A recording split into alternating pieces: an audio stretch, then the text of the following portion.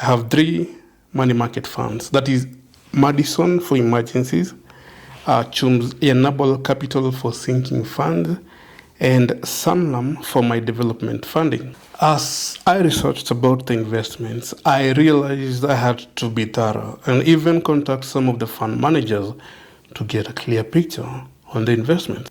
Sell when high, buy when low.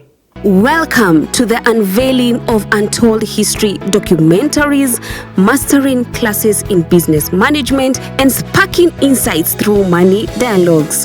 This is another episode of our financial management classes, and today I'll be answering a question from one of our viewers. And thank you for always subscribing. And as we have always stated, even if it's for you, one subscriber, we'll always try to make content that is dependable, that is relatable, and that you can use for information purposes. But remember, this is not financial advice. If you need financial advice, they're the certified financial managers and fund managers who can be able to plan your life according to your goals. But I'll do as much as I can to help you understand. So here goes the question. Mr. Jeff, how are you? I am between a crossroad hapa kidogo. I have three money market funds. That is Madison for emergencies, Enable Capital for sinking fund, and Sanlam for my development funding. Currently, niko na mjengo nyumbani. I wanted to get involved in shares, buying shares. Can you advise me ama just diversify kwingine? And I did some research. I had to follow up with some of these fund management firms. As I researched about the investments, I realized I had to be thorough and even contact some of the fund managers to get a clear picture on the investments. But I realized something interesting. When we talk about money market funds, that is MMFs, as investments, then it depends on the amount. Otherwise, it's just a savings method. Let me explain. The reason why we go through the fund managers, Akina Madison, Akina Nabo Capital, Akina Standard Investment Bank, it's because as individuals, we do not meet the thresholds to bid for treasury bills and treasury bonds, which essentially is where the fund managers collect money from thousands of savers, or like you'd like call them, investors, like you and me. And when they do that, now they have a pool, probably 1 billion shillings, and they buy or bid for the 91-day or the 182-day or the 364-day treasury bills. Let's say they get it at 10%. That's 100 million in interest income. If they take their 2% management fees, then for them it's business because they make 2 million shillings every month from management fee from the funds that you've given them to invest for you. But you, if you had 100,000 shillings invested, you get your 8,000 as your income.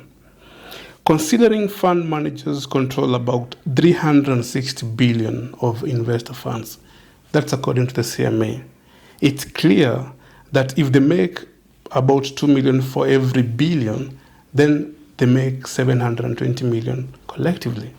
So for them, it's business. Where am I going with this long story? Well, there are several reasons why people save. And you, my friend, have kind of ticked most of these boxes. 1, to become wealthy. 2, for emergencies. 3, for development. And 4, to beat inflation. Now, we'll go through each and I hope you will find some answers in there. 1, to become wealthy. Unfortunately, no one gets wealthy from merely saving, at least not in the money market funds. You remember how earlier I said it depends with the amount?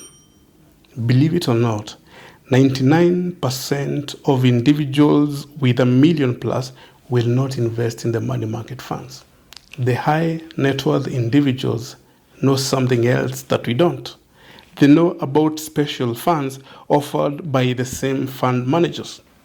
The fund managers know that money market funds are low-hanging fruits accessible by anyone with the motive or the illusion to invest.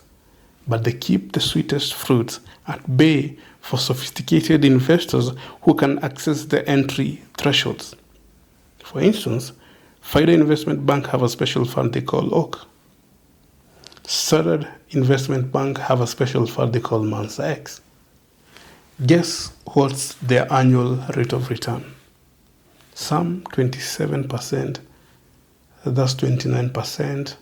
On a bad day, more than 20% annual return. That is 3 times what you're getting on your money market funds. They invest in stock exchange, mostly through derivatives.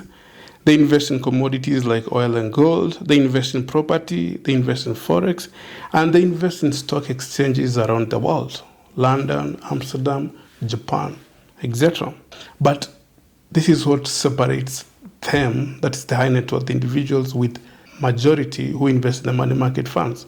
That is the entry levels. For instance, some of these funds, to get to invest, you have to invest at least 250,000 to start, and top-ups, you have to top up to 100,000. Unlike the money market funds, where you can start with as little as 1,000 and top up as little as whatever you have, like in Safaricom ZD. See why the wealthy get wealthier and the poor get poorer? Because the fund managers have products for each category of people. So a saver who puts 10K every month to a money market fund with an average rate of return of 9% will get 593,000 at the end of 4 years, while a high net worth individual who starts with $1 million and tops up 100,000, but now in a special fund, and gets a 20% return in a worst case scenario, will get 9.6 million at the end of the same period, at the 4 years. So what makes you wealthy? You can check the Standard Investment Bank, they have the special funds. You can check Avocap Asset Managers, you can check all those, they have the special funds. So if you want to get wealthy, stop looking at the money market funds. Go to the special funds. Number 2, for emergencies. Continue saving at Madison. Automate the contribution if you can. Maybe by standing order or M-Pesa standing order. And when you hit the minimum required for a special fund, like 250, then transfer your funds from the money market fund to the special funds. Though it might have a lock period of about 6 months, I don't think that should be a deterrent. In any case, we save for emergencies, but hope not to get an emergency. The third reason why we save is for development. Income follows assets. And it's very dangerous to be the only asset earning an income. That is you as the human capital. That is why we invest. Investments are income generating assets. Now, when you said uko na mjengo nyumbani, I immediately assumed that's your house, not an income generating asset. And in your words, a sinking funds project. It's a project that will take up funds, but there's no repayment period, there's no income being generated from it. But, we have to do it for cultural reasons, because being a man in Kenya, having a house is like one of the essentials. I don't know how urgent this project is and where you're sourcing the funds. If it's urgent, complete it as quickly as possible. Get done over it, forget about it. If you have a loan that you're servicing, then do this. I know this will sound super unpopular, but this is it. Stop saving in all those money market funds that you've said and pay off the loan first. It doesn't make any financial sense. The cheapest loans, circle loans, you're probably paying 18% interest on the loan. And here you are saving in a money market fund, giving you 9%. So you'd rather stop saving, pay off the loans, then when you're done, continue saving again. If it's not urgent and you don't have a loan, you can consolidate the two funds. You said you have a sinking fund and a development fund. Use the money market fund giving a better rate, but when you complete the project, continue with the savings until you reach the threshold for the special funds. Remember, our aim is to be wealthy at the end of it all. The fourth reason why we save is to beat inflation. I usually give this example. If you keep your 120,000 in the bank, you will withdraw it as it is. But in real sense, this is what is happening. Assume at the beginning of the year, fuel costs 100 shillings per liter. When you deposit the money, then you can be able to afford 1,000 liters every month. But if by the time you're withdrawing, that is 1 year later, 1 liter costs 200 shillings, you can now only afford 500 liters per month. So what has happened? The same amount of money, but a different purchasing power. Your money has lost value due to inflation. This in application would be ideal if you are a trader and there are moments, say between orders, you have idle cash. I would advise you to put it in an MMF because of the ease of withdrawal when you need it. If again it's a huge volume and not required in the short run, then the special funds for at least 6 months. Another application is if you have debtors, 30 days, 60 days, 90 days. Charge them the interest that you are losing from the money market fund for them holding your money. Another example I give is having 100,000 cash in money market fund with an average rate of return of 9%. So that is about 9,000 shillings per year in interest on the minimum. But at the same time, you have a Netflix subscription of 1,050 shillings per month. That is 12,600 per year. So in this case, your priorities are wrong. You are investing when you should be saving by cutting costs because you're investing 100,000 to get 9,000 shillings. But you are spending unnecessarily on other costs and the costs are higher than the in return on investment. Your other question is on shares. Yes, you should invest in shares. The long answer, though, is derived from basically what I do. You realize that in shares, you can never beat the market in the short run. The market is information sensitive, but investors always have imperfect information. In short, everyone acts with the information that is in the public. No one knows what will happen before it happens. If you look at the graph of any share, you will realize that in the short run, it's just bumpy. One day it's up, the next day it's down. Up, down, always. So as a speculative investor, you will always be in bad moods when you see the current market price because you left it high today, when you wake up tomorrow, it's low. However, in the long run, the small ups and downs eventually form an upward curve where the share will have gained. It happens 75 or more percent of the time. So the skill here is being able to judge what shares are strong, and this is by the performance of the actual company behind the share. The financial sector, telecommunication, manufacturing are some of the stable industries. KPLC and KQ are slowly emerging, but still you need to be very careful there. Anyway, this is what I do.